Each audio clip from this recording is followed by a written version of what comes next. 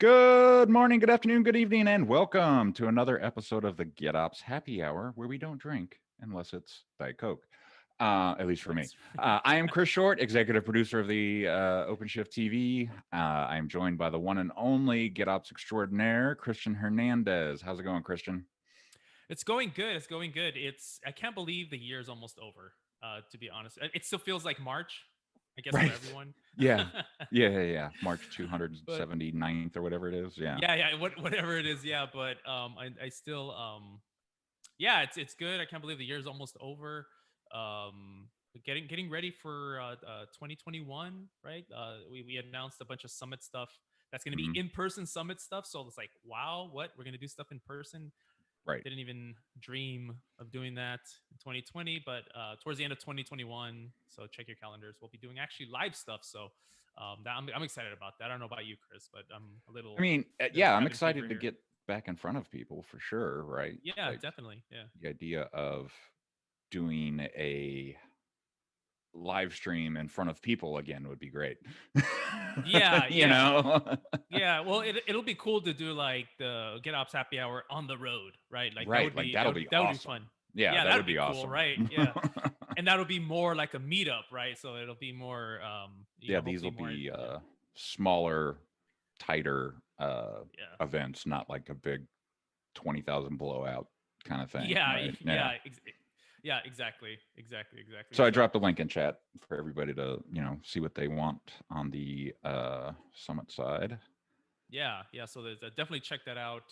You'll be hearing more as the year comes, more and more info about the summit and what's coming up there. So yeah, and also something else cool that came out. You actually mentioned while we were just chatting before the stream here. We're talking about the GitOps actions actually that came out Mhm. for OpenShift. Yeah, so that's actually pretty cool. Maybe that's something in a later episode we'll dive deeper into, but it's pretty cool. Um, to have the GitHub actions integrated with OpenShift directly, right? So you can just Right. do it directly from the UI. So that's Yeah, pretty cool. so I just dropped the link to the blog in chat and a link to the actions marketplace that we're building out. So yeah, everything from, source to image builds, build a builds, push to registry, Yeah, client yeah, install, login, you can do all that with the GitHub action now, which is really, really kind of like I feel like it might lower the barrier to entry to GitOps for some organizations, right? yeah. Like this is a good way Exactly. to get Yeah, started with it, right? yeah, exactly. So so yeah, that's something definitely to read up on, and maybe it'll be something we can hack with in future episodes. So it's actually really cool announcement.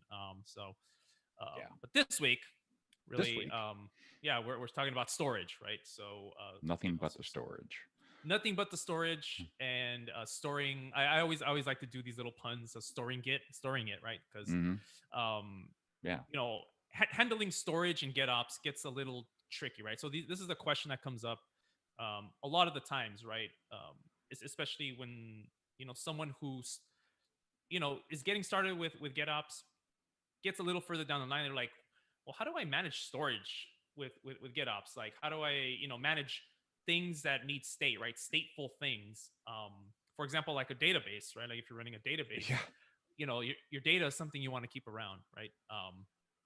And so um, I'm I guess I'm going to talk a little bit about the paradigm of persistent volumes and persistent volume claims in Kubernetes Hmm. first, right? Kind of just get that out of the way, and then kind of go over some of the challenges that brings in terms of a GitOps, in terms of declarative infrastructure, and then we'll do some hacking, right? So this is one of the things is I don't think I found the exact answer yet, but I did find some things that you can do.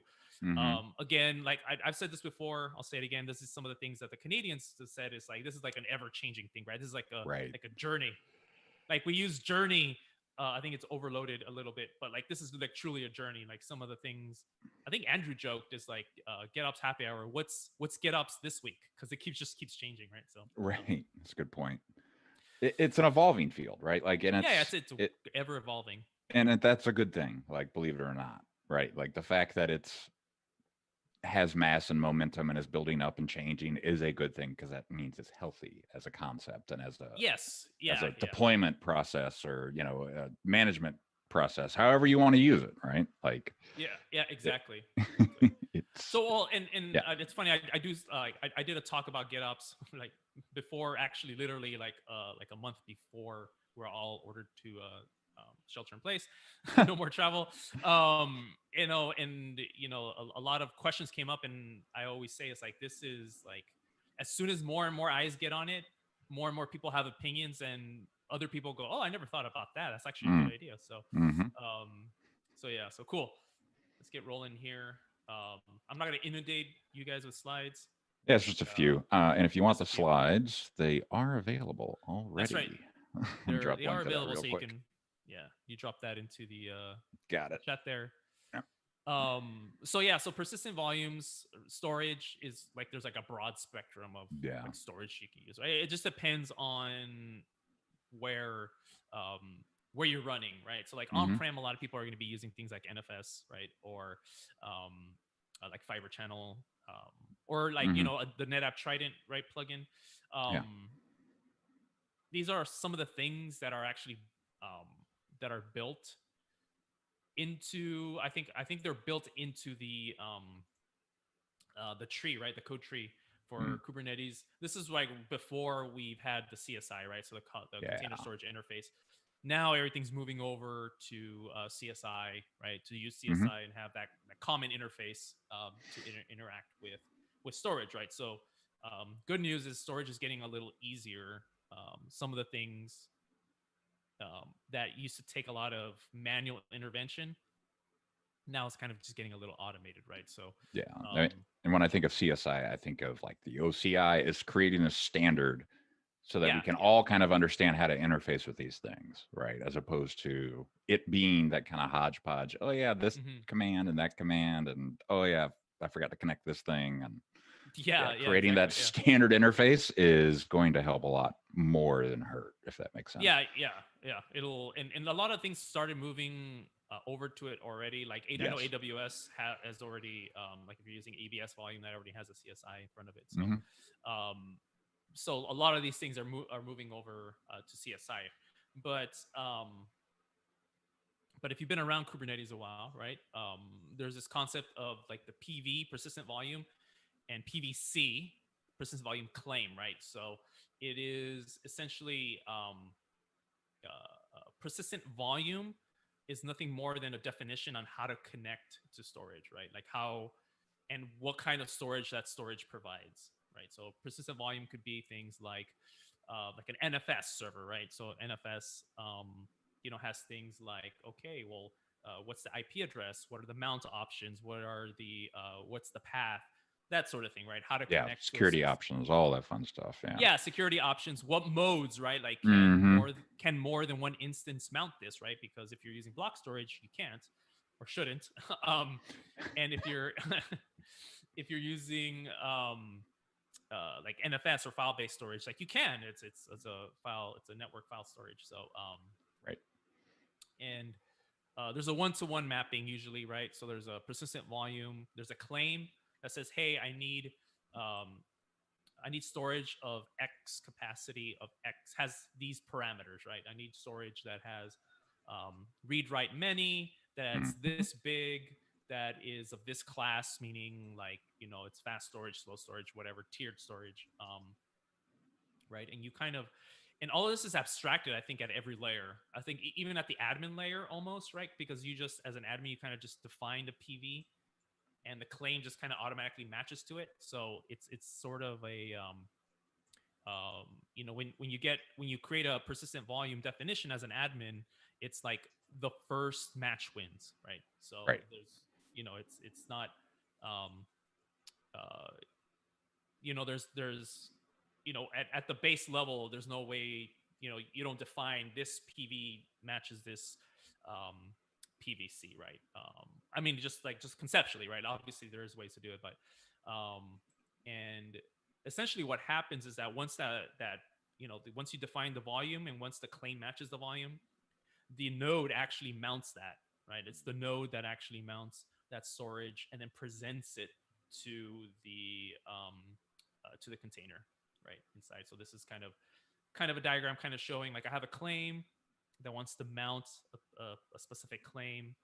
Um, Once that matches that PV, that actual storage gets mounted um, into the host, and the actual pod container will use that, right? So And correct me if I'm wrong, that feels kind of backwards, right? Like in the way it actually progresses, right? Like you have to yeah, create yeah, the volume before you can claim it, and the thing has to be on to get the claim, and it's like yeah, it yeah. makes sense, yes, but it's not like what you would typically do like in the traditional IT sense, right? For sure.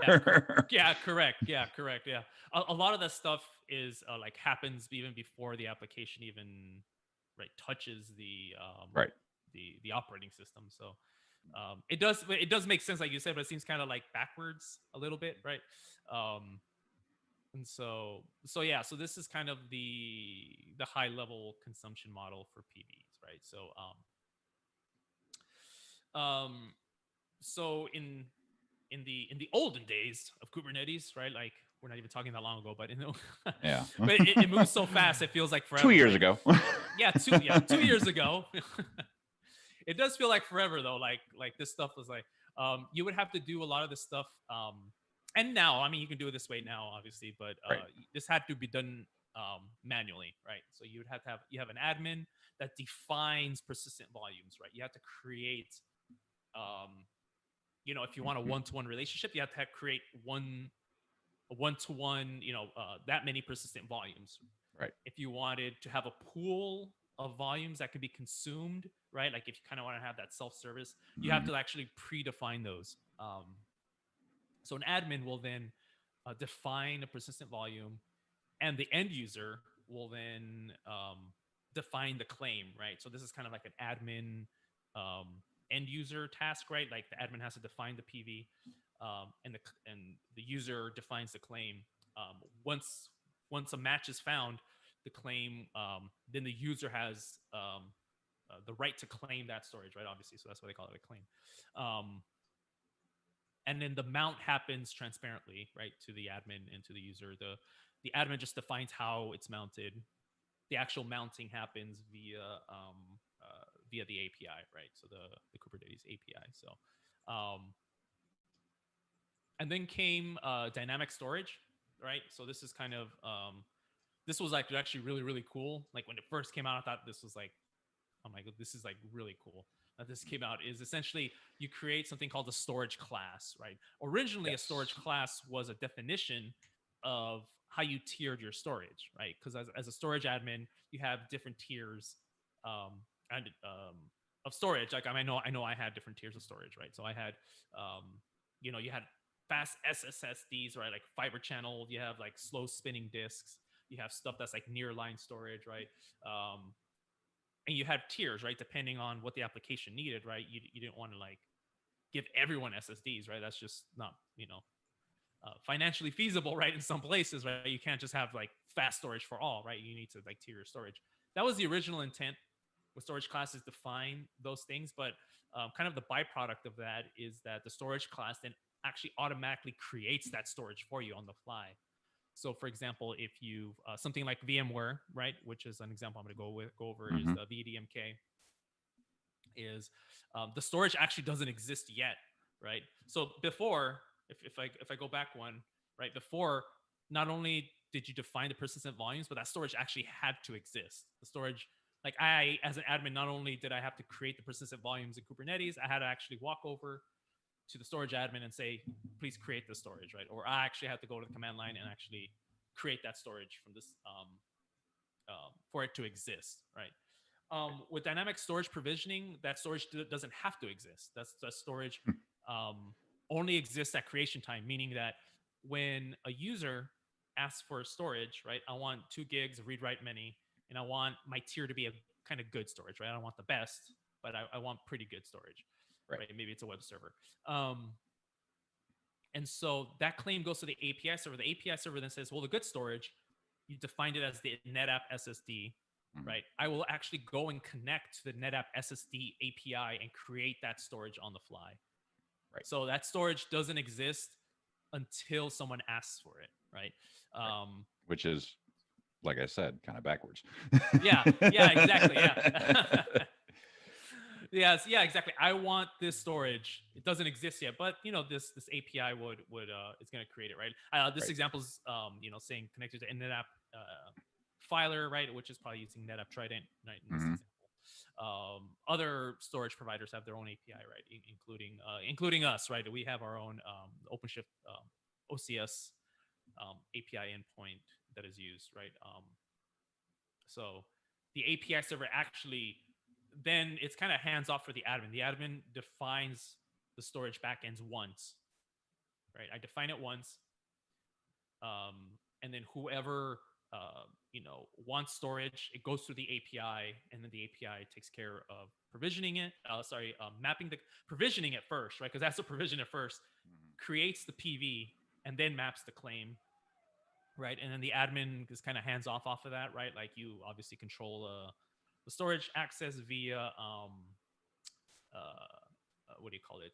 Quotas, right? Like that's how you Yeah. kind of just control that, right? You don't obviously you're not gonna just let it run loose, right? Please consume the entire storage. Yeah, like I'm gonna create Not give me a normal. give me a 10 exabyte, yeah. So just consume the entire filer. But I mean from there on, like the admin's kind of you set it um and then it just mounts it dynamically, right? Then the whole process is kind of normal. It'll mount it in the container, then the container can then consume the storage, right?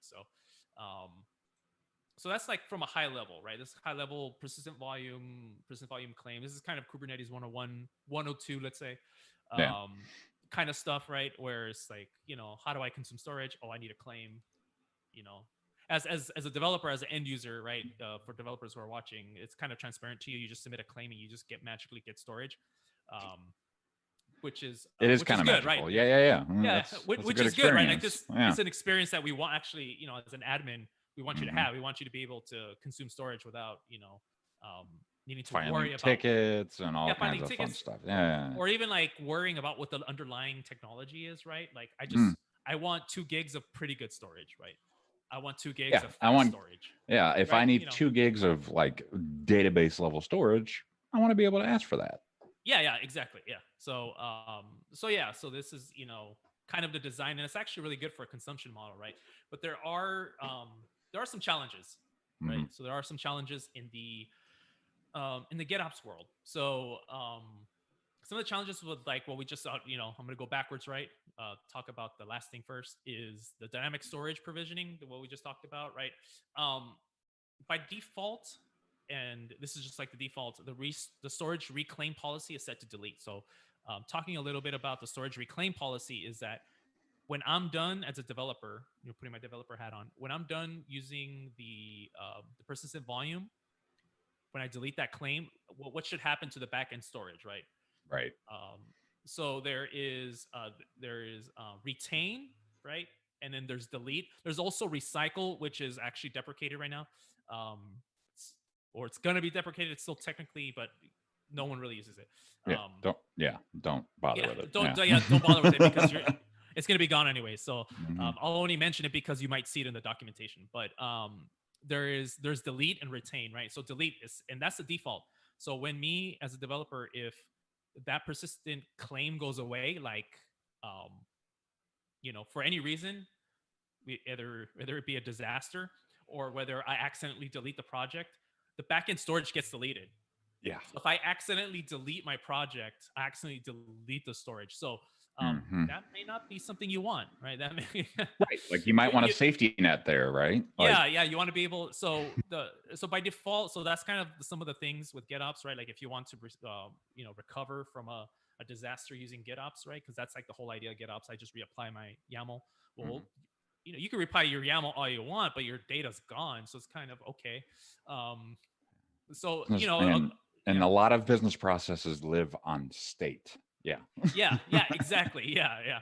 So you have, for dynamic storage, you have little control. So from the consuming side, if I'm I'm a developer, if I'm a user of a Kubernetes cluster, I have actually honestly very little control, and almost to a certain extent the admin, which is fine. An automation, right? Like you have to the automation dynamic. You have to pay the tax of the control, right? It's just like Mm-hmm. one of those things. Um, and reclaiming storage after a disaster, I was explaining, it's kind of like a manual process, right? So even if you set your reclaim policy to uh,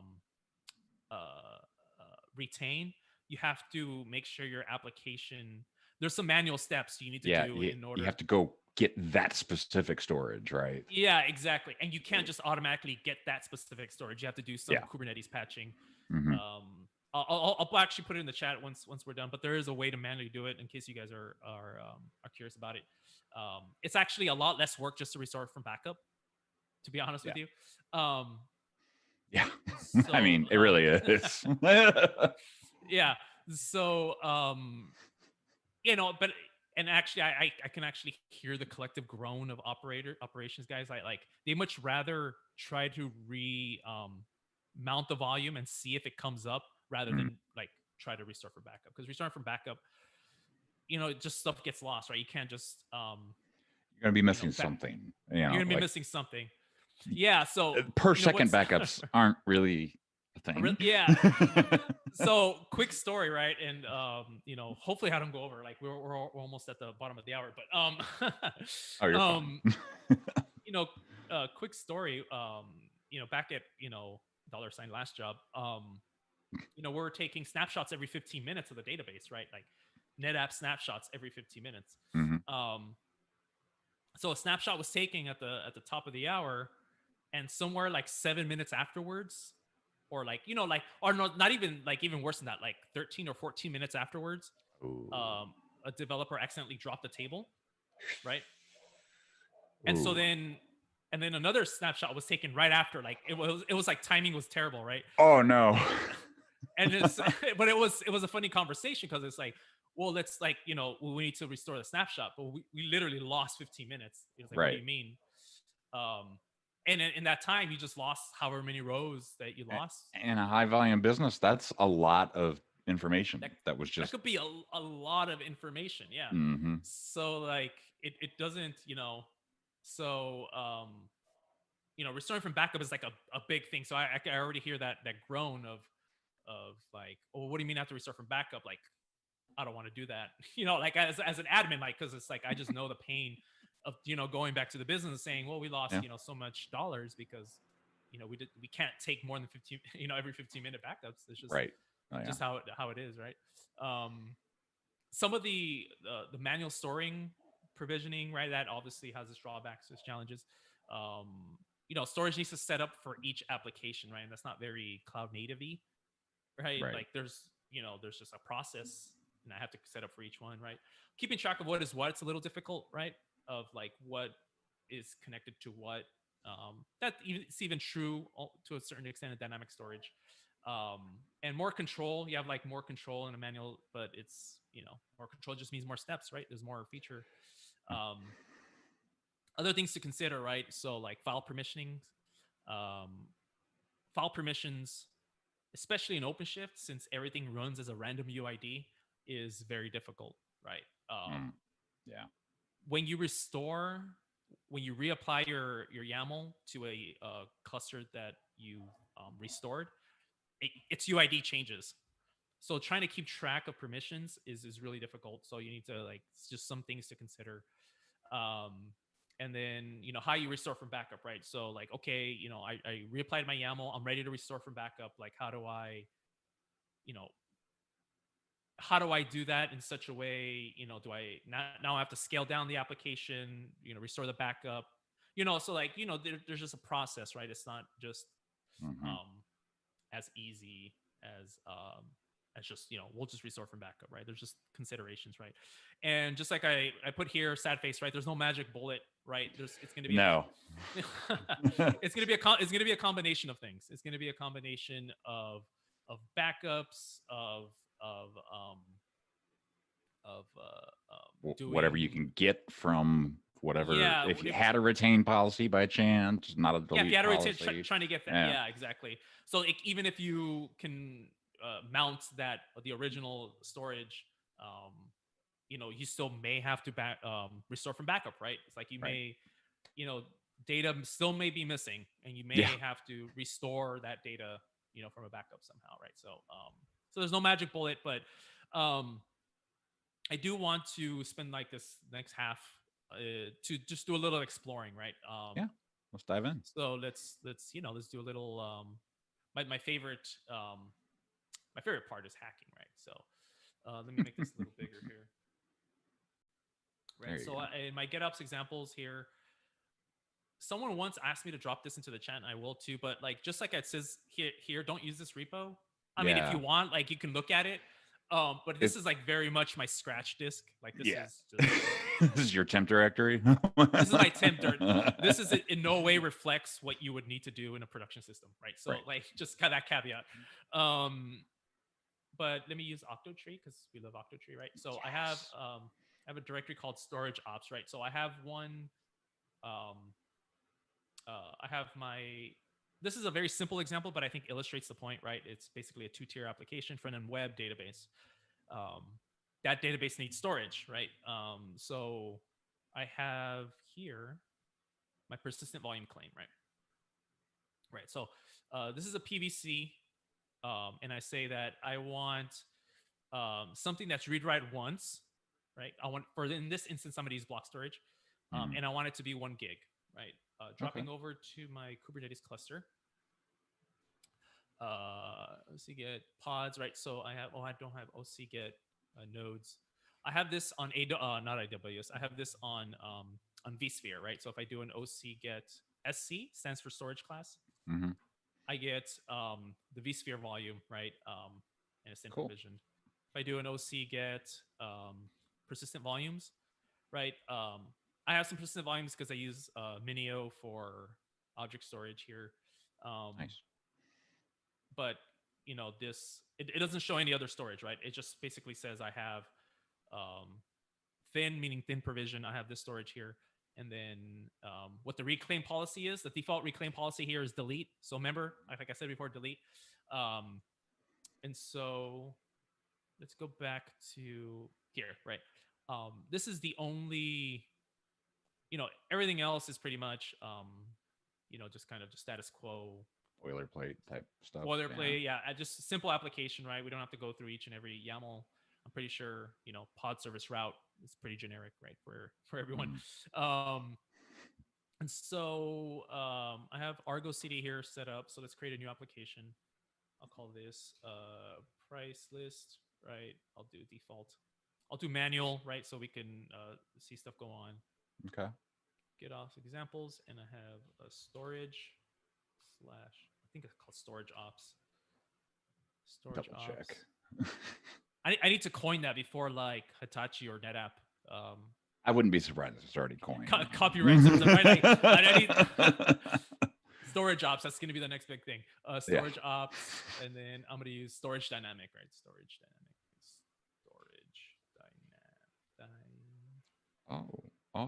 dynamic.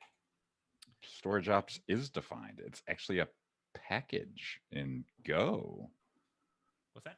Wow. Okay. No, I just Googled storage ops and I found a Oh, whole bunch storage of ops. stuff. Okay. Yeah. No. Package storage ops implements operations on the state directory. It's a Go package, it looks like. Okay. There we go. Someone already has it. Someone already has it. Sorry, bud. And so before I click create, I'll do a watch on OC get PV. There you go. Right. So I'll click create. All right. Hello, everybody. Sorry about that. We are back. My network just decided to poop itself. So, yeah. Apologies. This seems to be a problem that I need to solve permanently. And it might mean moving back to the basement at this point because I'm getting kind of tired of it. So please continue. My apologies, everyone. Yeah, no worries. You got so I'm looking. I don't know if it's me or if it's the stream. it's only showing one picture. Oh yeah, that's right. It does the silly thing. Yeah, hang on. That was a pretty glorious rut row. Someone said. I think that's pretty funny. Ruh-roh, yeah, indeed. Yeah, definitely a rut row. Okay, so I actually paused when we went down, so there was nothing you missed, right? So if I do an OC get PV in the PVC, right, it'll say I'm bound here. If I do an OC get pods of price list, right, sort of the and I do OC get PVC, you see that it's bound, right? So cool. Some of the sort of the things that you would expect, right? I got all green. If I go to the route here, so let's see here. Let's go routes. And then let's create something. Let's do an iPad, right? Cool tablet price. What iPads go for? Like 1,200 or something like that? I'm not even sure. Like 600-700 maybe. Oh, okay. Okay, let's just do. I mean, if you bought one fully booked out or anything, yeah, 1,200-1,300, but yeah. So 500, let's say. This one's used, gently used. Gently used. There you go. Yeah. So let's do save, right? And then let's create another record. Let's do something silly, right? So it'll cost Chris short T-shirt, right? Impress your friends. We'll do this. Just gonna have a picture of my face on it. Yeah, exactly. Yeah. like Burr, right? Has that right? Picture. Yeah. Burr Sutter has that. And this is fashion, right? It's called fashion. Look it up. So this Chris short T-shirt. Chris short T-shirt fashion. Yeah. Oh wait, did I? I forgot to. I forgot to click. I forgot to hit save. You have to click save. Yeah, exactly. Impressive shirt. $65 because I messed up. Fashion save. There we go. So we have, and if I go down to the CLI, right, I do OC get pods. What do you call this? Price list. OC and price list. MySQL. RSH. Remote shell, and I do MySQL. Yeah, you root. I do a select, star from products. I think I called it. Yeah. So the data's there. It's a database. If I do a diff, you'll see that dev SDB, right? Since it's a block, I requested block storage. It gave me block storage, and it's mounted in the data, right? So a couple things to note is that, where is it? It's right here. So the reclaim policy is set to delete, right? So let's simulate a failure, right? OC delete project price list. Here you go. So it's gone, right? So OC get PV. Let's watch this. So that'll it's going to stop all the pods. It's going to start destroying so like routes. Application's not available. Yeah, everything else will start falling out of sync. Stuff. Yeah, it doesn't like it. And data's gone. Yeah. And it's gone, right? It's just complete. So talk about row, right? Like this is like the network going down, right? Right. Yeah. Along the same line as row, right? Because since I use dynamic and because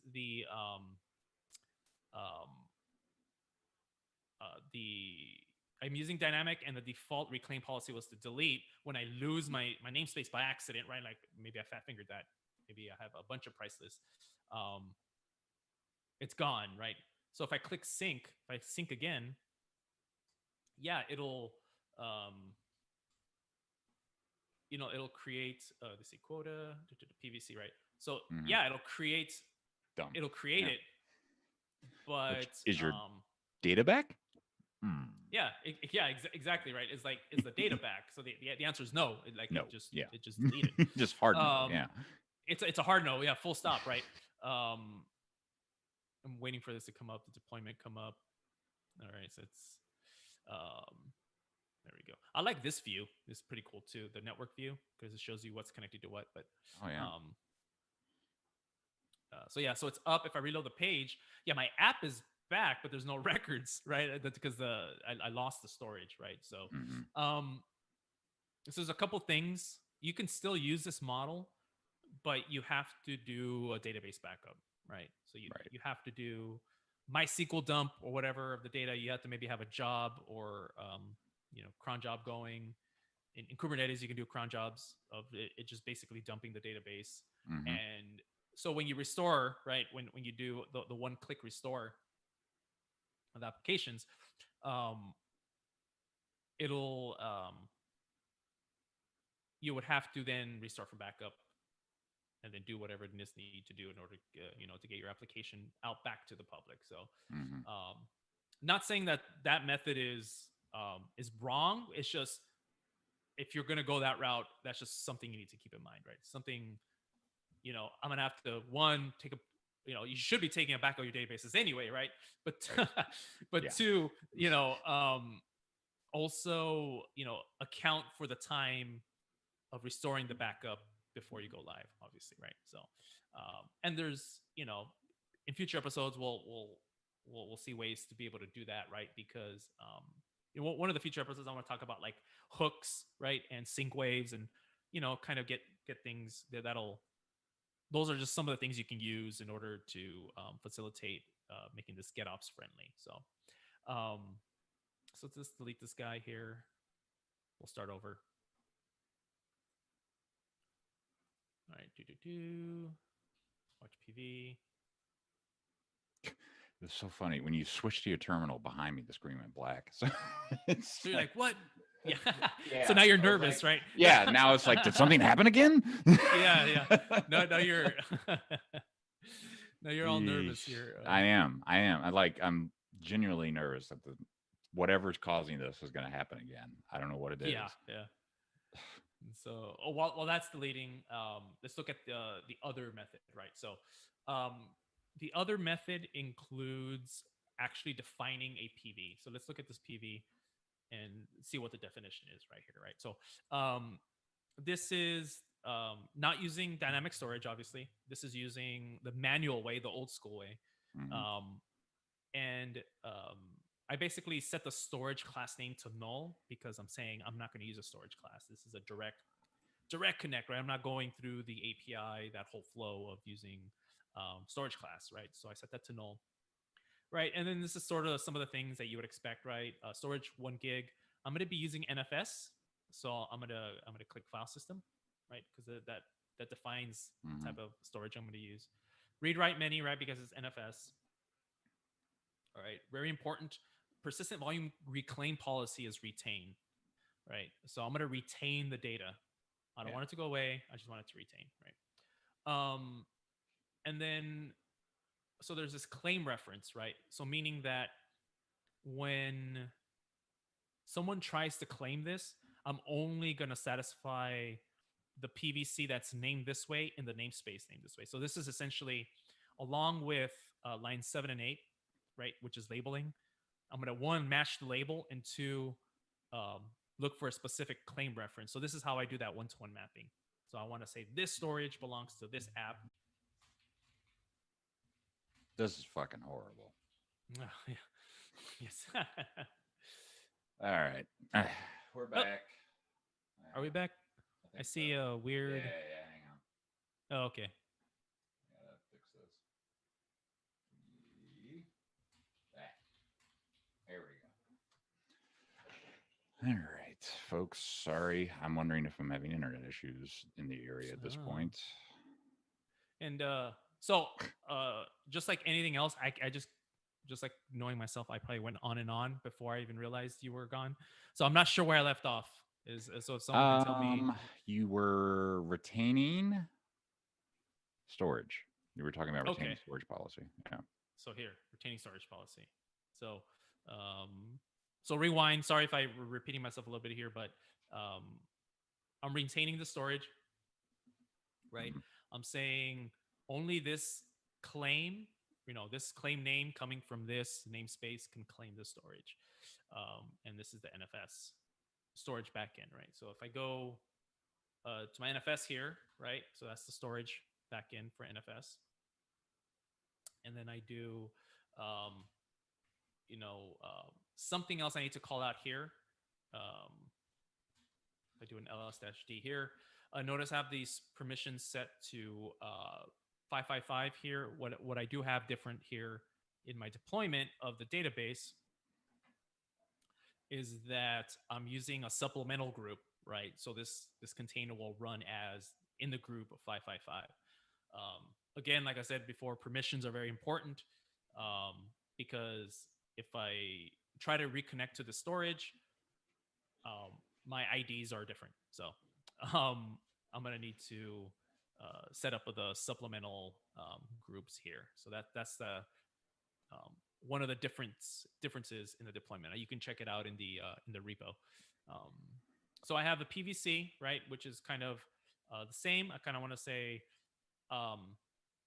in my claim, I want to say I don't want to use the storage class. I want to connect to this specific volume, right, that I'm defining up here, right? Press this db pv, and then press this db, right? Like I want to connect to that guy. I want to match the labels. So I want this to be all one-to-one, right? So, so let's see this in action, right? So this is, if I reload that, that's gone. Let's create application. Call it priceless default manual. Didn't pick default. Weird. Yeah, it didn't default to default. Hmm.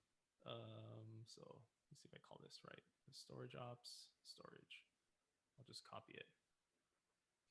There you go. Yep, forgot the S. Minus the S. Yes. Storage ops. Storage ops. Is that copyrighted? We don't know. Okay. I'm not Googling that. Yeah. I'm not touching the network at all. So priceless here. And let's click create. Right. I'll sync that. So let's do a watch of the ls-l here. Oops, that's one.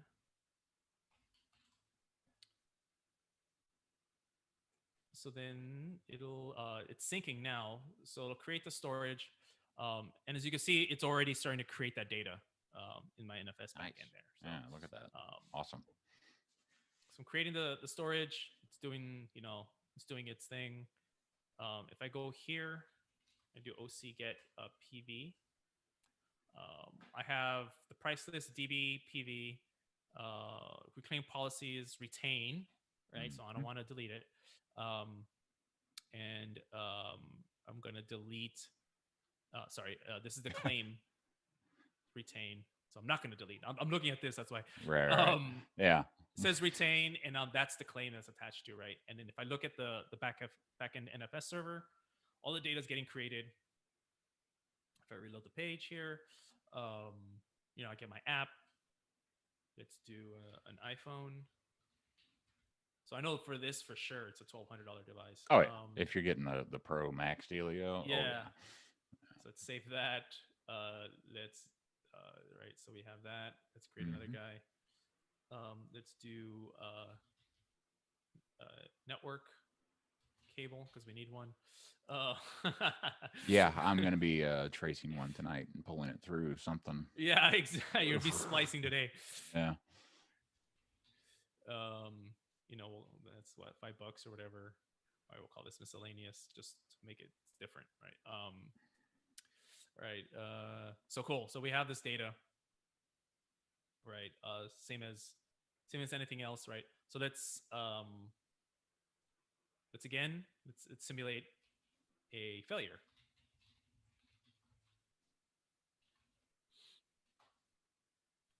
Right? Failure achieved. Failure achieved, right? So if I go back here, they're like, what's Kaboom. going on? Yeah, stuff is dead, right?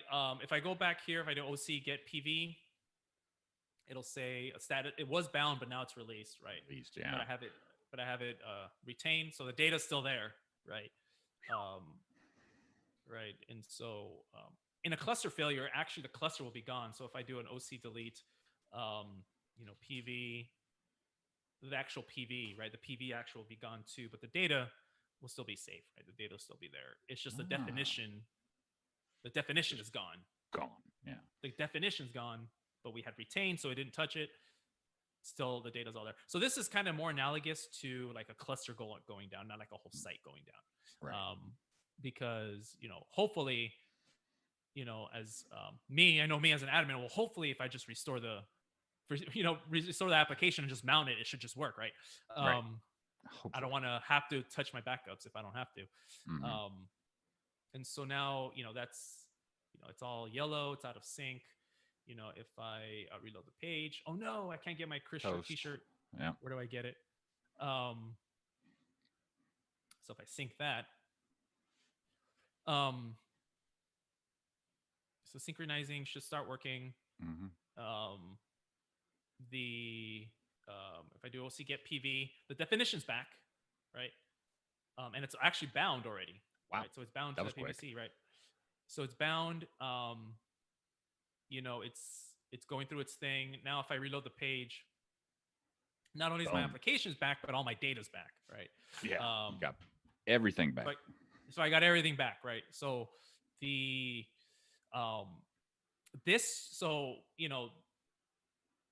is more analogous to what people think of when they say, I just need to reapply when in GitOps, when we say I just need to reapply my manifest and my application's back, this is more analogous to that, right? This is more,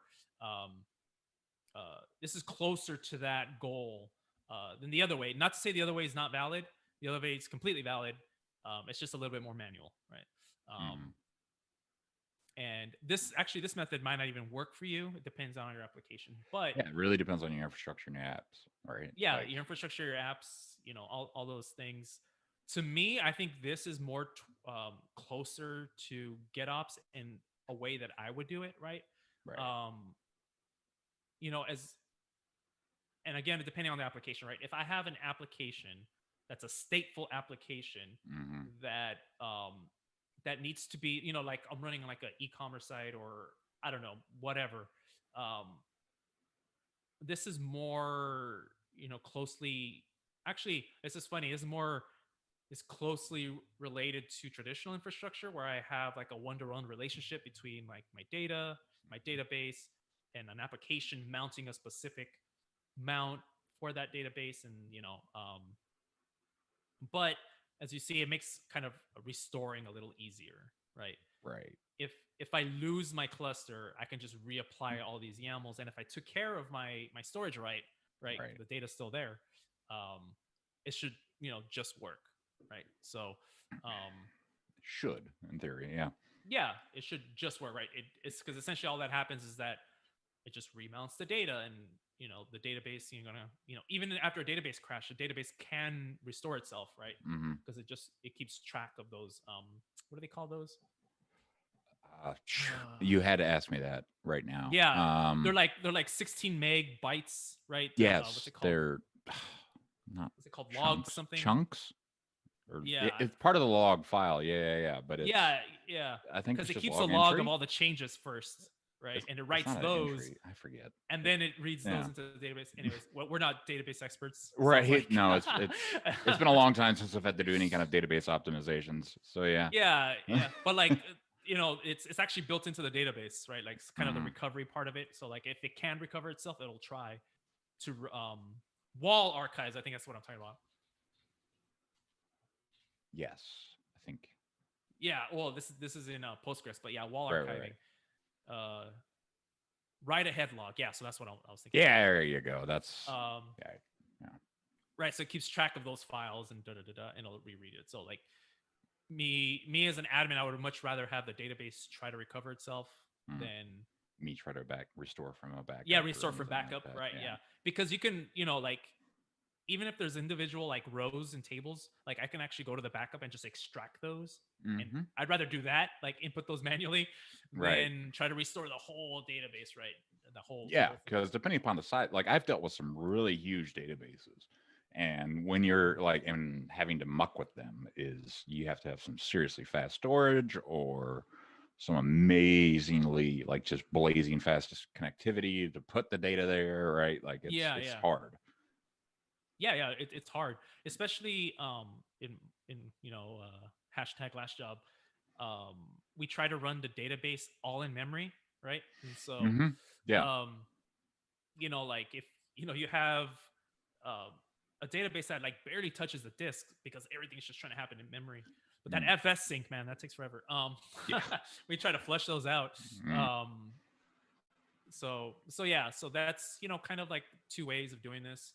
I think the second way is more closely, but I would love if anyone in the chat, I would love to hear what you guys think, or like even on Twitter or whatever, send me a message of kind of your guys' experience, Yeah.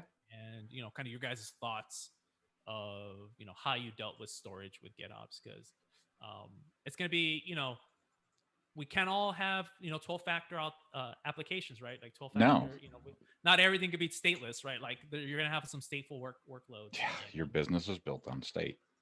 yes, It's exactly, just yeah. it's just a matter of fact, right? Yeah. Like. And like I mean, you can't run Spinnaker everywhere, right? Like on like it's just right. Like it's just you're just gonna come across, especially some legacy applications.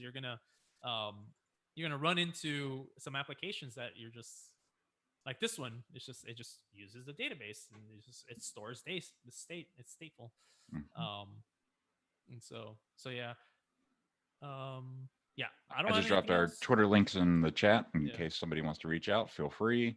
DM us. You can email us with problems that you're having or Yeah. any questions about like how to implement something. Like we're open, so Yeah, no, we're feel completely free. open. Someone asked me about doing GitOps with KNI, right?